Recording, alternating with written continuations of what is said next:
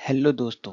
तो आज शुरू करते हैं हम उत्तराखंड का वीकली करंट अफेयर, जिसके अंतर्गत हम आज 20 मार्च से 26 मार्च के बीच हुए कुछ मुख्य अपडेट्स को देखेंगे, जिसमें से फूलदेही त्योहार था, लक्ष्य सेन को आपका खेल रत्न मिला और गौरैया दिवस 20 मार्च को मुख्यतः। सबसे पहले आता है कि पेरिस ओलंपिक में चमोली के परमजीत इस बार खेलेंगे। और परमजीत कहाँ के हैं? मंडल घाटी यानी गोपेश्वर खल्ला गांव में रहते हैं। यह वॉक रेस में है, ठीक है। और इनका सिलेक्शन कैसे हुआ? एशियन वॉक रेस चैंपियनशिप जो जापान में हुई थी, उसमें इन्होंने तीसरा स्थान प्राप्त किया।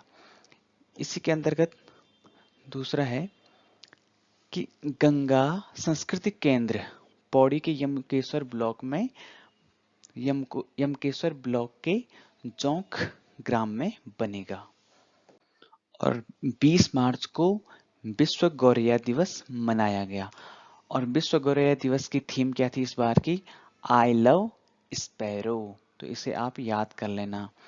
तो इसकी शुरुआत द नेचर फॉरएवर सोसाइटी के संस्थापक मोहम्मद दिलावर ने की थी। हमारे और आपके घरों के आसपास ये प्यारी सी चिड़िया हमेशा दिखती रहती है और इनकी संख्या निरंतर कमी हो रही है। और इनकी संख्या को बढ़ाने के लिए और इस चिड़िया की प्रजाति को संरक्षित करने के लिए इस दिवस को मनाया जाता है। भारत के पंचायती राज संस्थाओं में उत्तराखंड की महिलाओं का, यह जो उत्तराखंड में पंचायती राज है उसमें सर्वाधिक योगदान महिलाओं का है। और उत्तराखंड इसमें पहले स्थान पे है, और दूसरे स्थान पे आपका छत्तीसगढ़, और तीसरे स्थान पर आपका असम है। इनका प्रतिशत आप देख लीजिए, उत्तराखंड 56% महिलाएं हैं, छत्तीसगढ़ में 54.8% महिलाएं हैं, और असम में 54.4। तो ये एक इम्पॉर्टेंट डाटा है, तो आप इसे याद कर लेना पक्का से, कभी ना कभी कहीं ना कहीं से पूछ सकते हैं। तो अभी हाल ही में जो केंद्रीय ऊर्जा मंत्रालय है उसने कहा कि हम अप्रैल, मई और जून में उत्तराखंड को 325 मेगावाट बिजली देगा, ठीक है। तो इसमें राज्य अब क्यों हुई थी? क्योंकि राज्य में 5 करोड़ यूनिट प्रतिदिन की मांग आई थी, और इसमें कितने की कमी पड़ रही थी? लगभग 72 लाख यूनिट। तो ये कौन देगा? Central government. अब यहाँ पे एक और आती है कि माँ सुरकंडा देवी की डोली क्या होती है? हर तीसरे साल सुरकूट पर्वत, तो उनकी कहाँ है मंदिर? सुरकूट पर्वत पे। वहां से उनकी डोली उनके मायके जड़धार में आती है। और ये कहाँ स्थित है? आपके टिहरी गढ़वाल में। यानी कि सुरकंडा देवी मंदिर अगर आ गया तो कहाँ स्थित है? हमारा टिहरी गढ़वाल में। और ये सुरकूट पर्वत आ गया तो आपका टिहरी गढ़वाल में है।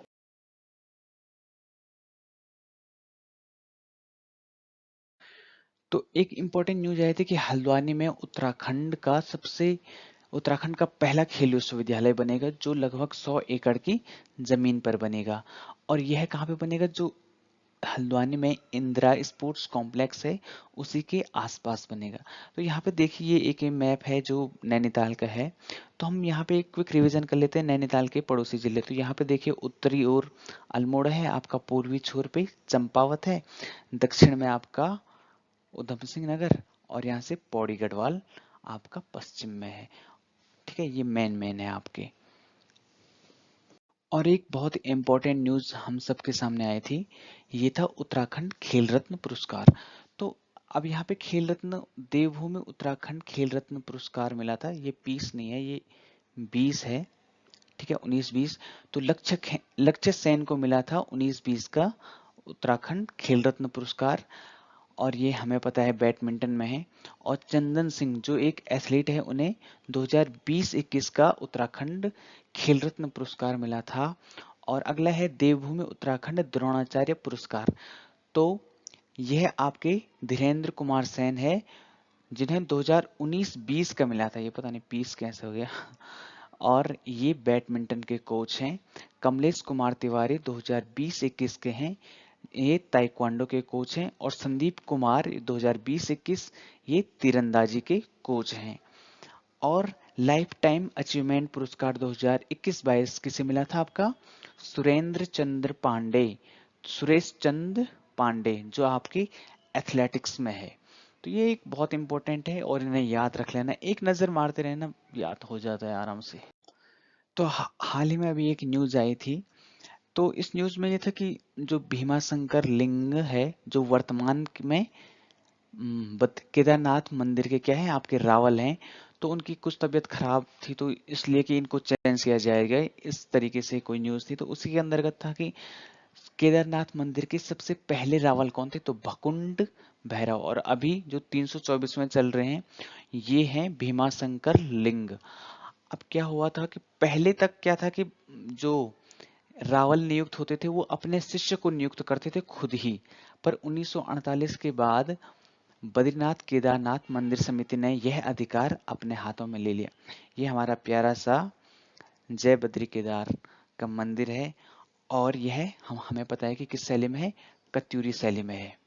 ठीक है, कभी कभी आ जाता है कि किस शैली में है, तो ये कत्यूरी शैली में है। तो हमारा उत्तराखंड का सबसे प्यारा त्योहार फूलदेई, हम सब ने शायद बचपन में जरूर से इस त्योहार को मनाया होगा। इस तरीके से हम फूल ले जाते थे और चावल चुवल कुछ मांगते। तो इसमें आ सकता है कि घोगा माता का पूजन होता है, और कहीं कहीं पे ये 8 दिनों तक चलता है। ठीक है, और अगला है इसमें विजिलेंस का नंबर है 1907। तो कभी भी कोई अधिकारी आपसे घूस मांगे या कुछ करे तो आप सीधे फोन कीजिए, चाहे वो 100 रुपये मांगे, 500 रुपये मांगे, पर कर दीजिए एक बार। पर गई गलती से अगर विजिलेंस ने मांग लिया तो किस पे जाओगे रे भाई। हाल ही में पूर्णागिरि मेला लगा था, जो कहाँ पे है, चंपावत टनकपुर में है।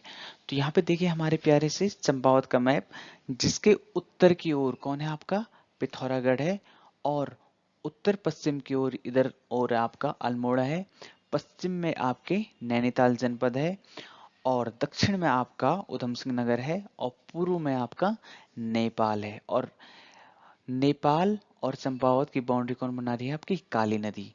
तो ये काली नदी है, और इसमें एक बहुत मेन नदी मिल रही है, लदिया नदी, सबसे दक्षिणतम नदी है ये। यह सबसे पूर्वी नदी उत्तराखंड की दक्षिण वाली नदी बोलते, जो इसमें मिलती है। एक बार क्वेश्चन आया था लदिया नदी पे, सबसे दक्षिण दक्षिण में बहने वाली उत्तराखंड की नदी, तो ये लदिया नदी है। अब यहाँ पे देखिए देवीधुरा, यहाँ पे बगवाल मेला लगता है। और यहाँ पे एक चीज है, खेती खान का सूर्य मंदिर, आपने सुना होगा, टनकपुर। ठीक है, टनकपुर है। और यहाँ पे एक चीज और देखिए, यहाँ पे सरयू नदी उत्तरा या कुमाऊं की सबसे पवित्र नदी मानी जाती है। और यहाँ पे देखिए, यहीं पे आपका पंचेश्वर डैम भी बन रहा है। ठीक है, तो बहुत इंपॉर्टेंट है ये वाला मैप भी, आप थोड़ा सा देखिए। और अगला है इसमें कि सीएम प्रतियोगी परीक्षार्थी परिवहन योजना। इसके अंतर्गत क्या है कि आप आधे किराए पर आवाजाही कर सकते हैं, किसके लिए, परीक्षा देने के लिए। तो हाल ही में उत्तराखंड सरकार ने सिटी फॉरेस्ट योजना चलाई थी, जो सहस्त्रधारा के तरला नागर से शुरू हुई। सिटी फॉरेस्ट योजना क्या होता है कि एक शहर के बीच में आप या कहीं पे बहुत सारे पेड़ लगाते हैं, वहां पे एक मिनी जंगल टाइप का बनाते हैं, जिससे वो ऑक्सीजन प्रदान करने की एक केंद्र बन जाए। और एक अगला है इसमें कि सरोवर योजना। तो इसके अंतर्गत प्रत्येक विधानसभा, 70 विधानसभा में एक एक अमृत सरोवर बनाया जाएगा। और यह किस लिए होगा, मेनली पर्यटन और खेलों के लिए। अभी भारत सरकार ने भी एक अमृत सरोवर योजना चलाई थी, जिसमें प्रत्येक जिले के लिए 75 सरोवर बनने थे। और इसके यानी कि उत्तराखंड के लिए कितने होंगे फिर, 975। पर उत्तराखंड ने इससे ज्यादा बनाए, कितने, लगभग 1992। तो यानी कि ये उत्तराखंड इसमें तीसरे स्थान पे चल रहा है भाई अभी, बहुत सही से। अब यहाँ पे एक चीज और है कि पीएम आवास योजना ग्रामीण की नेशनल रैंकिंग जारी हुई, जिसमें उत्तराखंड दूसरे स्थान पे है। अब इसमें क्यों है दूसरे स्थान पे, क्योंकि उत्तराखंड को प्रस्तावित कितने थे, 47,654 प्रस्तावित आवास थे, और इनके स्थान पे उत्तराखंड ने लगभग 27,923 आवास बना दिए हैं। और उत्तराखंड के ग्राम्य विकास मंत्री कौन है, गणेश जोशी। और उत्तराखंड हाई कोर्ट को अब हल्द्वानी में शिफ्ट किया जाएगा, ये एक न्यूज थी, आप लोगों ने भी सुन लिया होगा। यहाँ पे एक है कठबद्दी मेला, जो कहाँ पे लगता है, खिरसू पौड़ी में। तो पौड़ी ये है, और खिरसू लगभग लगभग रुद्रप्रयाग यहाँ आसपास पड़ता है। ठीक है, अब यहाँ पे हम मेनली देख लेते हैं कि पौड़ी के पड़ोसी राज्य, पड़ोसी जिले कौन कौन से हैं। तो यहाँ पे उत्तर की तरफ आप देखोगे टिहरी गढ़वाल, रुद्रप्रयाग, और पूर्व की ओर देखोगे आप तो चमोली और अल्मोड़ा, और लगभग थोड़ा दक्षिण में आपका यहाँ से नैनीताल, और यहाँ पे यूपी, और यहाँ पे हरिद्वार, और पश्चिम में आपका आप ये देहरादून आ गया। ठीक है, तो 1 2 3 4 5 6 7 सात सात जिले लगते हैं पौड़ी से। बहुत इंपॉर्टेंट जिला है हमारा पौड़ी। तो आज का बोनस बोनस टॉपिक है सीएम स्वरोजगार योजना। बहुत इंपॉर्टेंट योजना है ये। तो ये मेनली उत्तराखंड के ऐसे उद्यमशील युवाओं के लिए है जो कोविड-19 के कारण उत्तराखंड में वापस आए थे और उन्हीं को यहाँ स्वरोजगार मिल जाए। तो इसके लिए इसमें ऋण सुविधा कौन उपलब्ध करा रहा है? राष्ट्रीयकृत बैंक, या जो सारे बैंक है, सहकारी बैंक, क्षेत्रीय ग्रामीण बैंक वगैरह वगैरह जो भी था। और यह योजना मेनली 2015 में शुरू हो गई थी पहली बार, पर 2020 में कोरोना महामारी के चलते फिर से इसे शुरू किया गया अपने राज्य में। तो इसके अंतर्गत क्या है कि जो विनिर्माण क्षेत्र है उसमें 25 लाख तक का आप बिजनेस शुरू कर सकते हैं। ठीक है, और सेवा क्षेत्र में आप 10 लाख तक का शुरू कर सकते हैं, और व्यापार क्षेत्र में भी 10 लाख।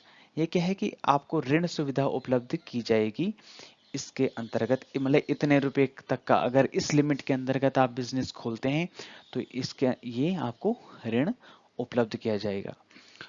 तो ये था इस वीक का करंट अफेयर। तो इसी तरीके की वीडियो देखने के लिए शेयर, सब्सक्राइब एंड लाइक। अगर आप और वीडियो चाहते तो प्लीज़ मुझे इन्फॉर्म कीजिए कमेंट बॉक्स में।